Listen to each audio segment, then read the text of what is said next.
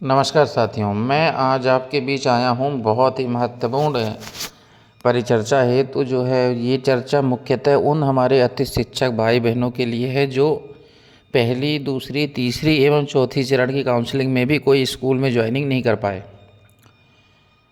मैंने पिछले 4-5 महीनों से आपसे निरंतर जुड़ा हुआ हूँ और आपके जो भी काउंसलिंग संबंधित अपडेट है उसको निरंतर देख रहा हूँ। इसमें मैंने आज दिनांक तक ये एक चीज़ नोटिस करी है। आज थोड़ी चर्चा हमारी लंबी चलेगी, इसलिए थोड़ा आप लोग बहुत गंभीरता से जो है हमसे जुड़े।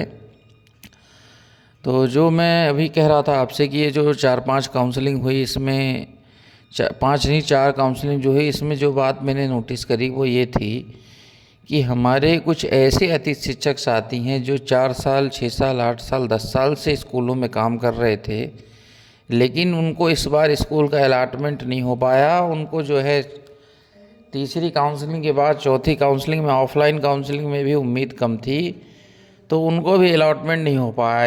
ये जो है सबसे बड़ी विसंगति, सबसे बड़ी परेशानी उन्हीं के साथ है, क्योंकि जिन्होंने अपने जीवन का सबसे महत्वपूर्ण समय शिक्षा विभाग को दिया, आज के समय में उनको स्कूल के अलॉटमेंट नहीं मिल पाया और वो स्कूल से बाहर हैं। जब मैं कमेंट में ये सब चीज़ें पढ़ता हूँ तो मुझे खुद में बहुत तकलीफ़ होती है कि आखिर हम जो है किस दिशा की ओर आगे बढ़ रहे हैं। अब ये मेन परेशानी आई क्यों, मैं इस पे चर्चा करूँ तो तीसरे चरण के बाद जब हमने चौथी चरण की काउंसलिंग का जो है जब उम्मीद करी थी, तो ये हमने सोचा था कि जो भी हमारे तीसरे चरण के बाद आवेदक साथी हमारे रह गए हैं जिनके कुछ अंक कम भी हैं, तो क्या होता था तीसरे चरण तक ऑनलाइन में लोग कहीं भी रहते हैं, कहीं दूसरी जगह भर देते हैं। उससे क्या होता है वहाँ ज्वाइन करने नहीं जाते, तो सीटें तो खाली बचती हैं। इसीलिए चौथे चरण की काउंसलिंग में जो है विभाग ने ये सोचा कि ब्लॉक वाइज इसको कराया जाए। जो जिस ब्लॉक का है उस ब्लॉक की सूची में उसका नाम रहेगा और वो रिक्त पद वहाँ है तो वहाँ उसका अपॉइंटमेंट हो जाएगा। अब इसमें सबसे बड़ी विसंगति ये आ गई कि ब्लॉक वाइज सूची में भी कई लोगों के नाम नहीं हैं, कई ब्लॉकों में पद नहीं हैं, कोई दूसरे जो है जहाँ पद है वहाँ जिनके नंबर नहीं उनको लाभ मिल गया। तो इस तरह की जो है विसंगतियाँ सामने आई हैं। अब सबसे बड़ा जो है इसका नुकसान किसको उठाना पड़ा, जो हमारे वर्षों से, लंबे समय से जो अतिथि शिक्षक साथी काम कर रहे थे। इतनी लंबी 6 महीने की काउंसलिंग में शामिल होने के बाद भी अभी तक उनको कोई स्कूल नहीं मिल पाई। तो ये हमारे लिए बड़ी दुर्भाग्यपूर्ण स्थिति है। अब चूँकि कल संडे का दिन छुट्टी भी है, इस संबंध में हमने कुछ शिक्षा विभाग के जिम्मेदार लोगों से भी चर्चा करी, तो उन्होंने भी यही कहा कि चूँकि अभी चौथे चरण की काउंसलिंग चल रही है, अब जो है इसमें जिनका हो जाएगा तो हो जाएगा, क्योंकि अगले चरण में कोई ऐसी काउंसलिंग होना तो थोड़ा सा मेरे को मुश्किल नज़र आ रहा है। तो वर्तमान सत्र भी परीक्षाएँ चालू हो गई हैं, कुछ जगह मतलब चालू होने वाली हैं, प्लानिंग चल रही है, शेड्यूल आ गए हैं।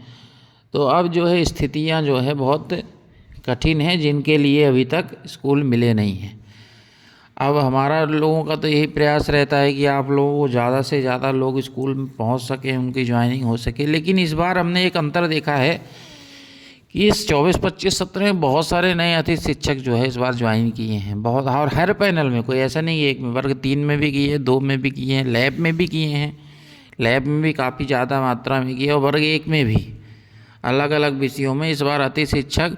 कुछ जिलों में तो साइंस वगैरह की सीटें पहले दूसरे काउंसलिंग में ही फुल हो गई थी, वहाँ तो नियमित शिक्षकों को भी अतिथि शिक्षक रूप में हटाया। इसे रीवा संभाग में मैंने देखा, विशेषतर रीवा जिले में, जहाँ नियमित शिक्षकों को भी दूसरे जिलों में भेजने की प्लानिंग थी, और वहाँ पे फिर लोगों ने आंदोलन भी, मतलब एक अपनी मांगों को उठाया भी था।